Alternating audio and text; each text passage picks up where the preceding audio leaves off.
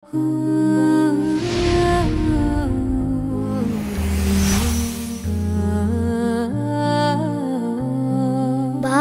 কি সুন্দর জামা। এই জামা যদি আমি পরতে পারতাম তাহলে আমার মনে হয় অনেক সুন্দর লাগতো। কি রে? এ হাত ছাড়া, টুকাইয়ের বাচ্চা টুকাই, তুই যে জামায় হাত দিছিস জানিস এই জামার দাম কত? জীবনে এই জামা চোখে দেখেছিস? হ্যাঁ কাকা, এই জামাটা আমার দেখে খুব পছন্দ হয়েছে, এই জামাটা আমার দেবেন? এই তোর পছন্দ হয়েছে তা আমি কি করব? এই জামা পরার যোগ্যতা তোর আছে? আপনি আমার এই জামাটা দেন, আমি আপনার এই বোতল কুড়িয়ে টাকা দিয়ে দিবানে। হাট এখান থেকে হাট। কন্তে টুকাইছিলে বেলে সকালবেলা করে বউনি করতে পারলাম না, এদিকে টুকাই এসে হাজির। আরে দোকানদারের এই ব্যবহারটা করা ঠিক হলো না।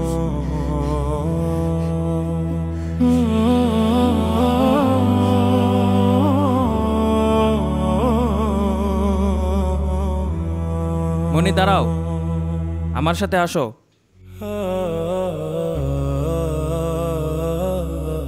এই এদিকে আয়।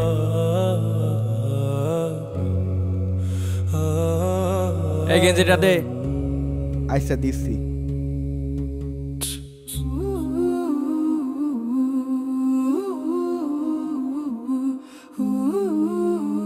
এই নেন ভাই। এই তোর এই জামার দাম কয় টাকা? 500 টাকা।